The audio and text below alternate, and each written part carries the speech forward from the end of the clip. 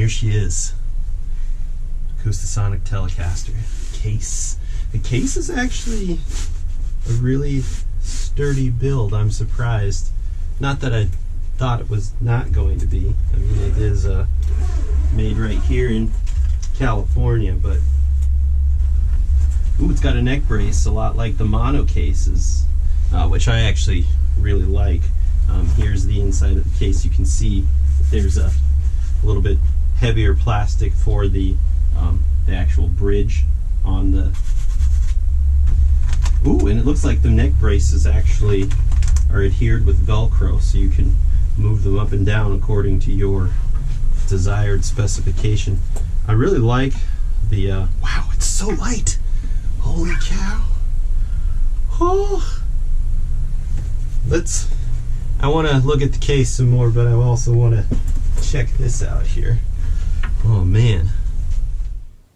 Okay, before we move on too far, or I might actually tack this on at the end of the whole video, but I wanted to actually focus on this Fender soft case. So I've had Fender soft cases in the past, especially ones that have come with more premium grade guitars. It really speaks to, I think, even Fender's like kind of suggestion that they have with this guitar and like how it's supposed to fit into their family. But I wanted to like take a look at some closer appointments here with this soft case.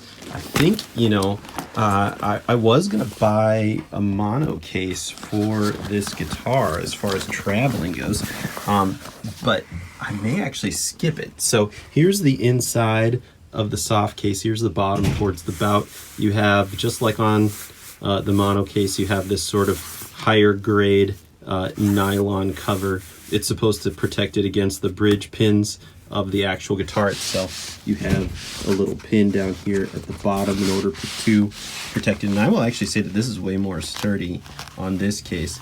Time will tell whether or not this is actually going to hold up better than the mono cases, because on the mono cases what you have is you still have padding on the sides here, but one of the things that you're doing is you're missing the padding actually down here at the end pin.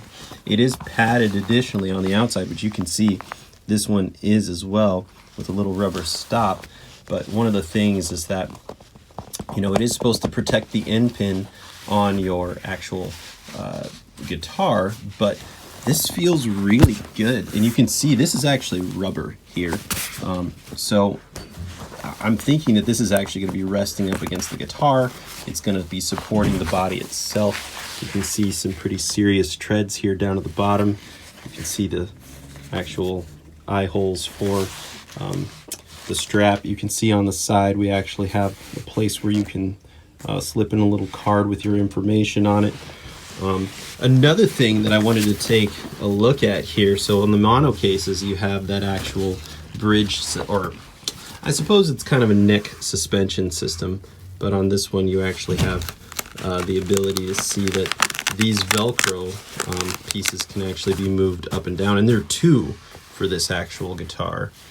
You also have more reinforced nylon up at the top.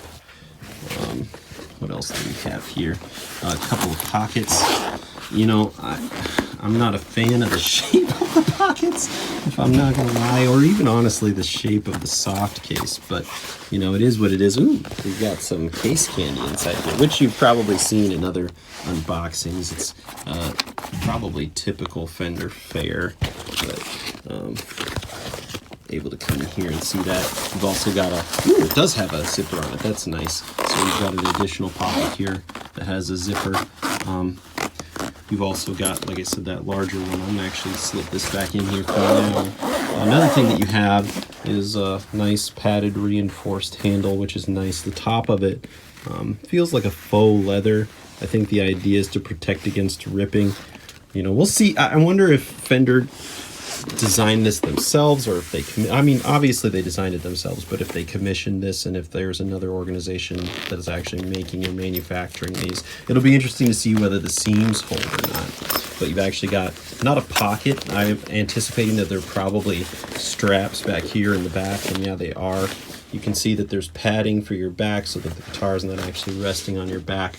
Aside from that, the back is actually looking pretty regular and discreet. So who knows, I may end up getting a mono case. One of the reasons I like the mono cases is because you can actually mount the guitar ticks onto it.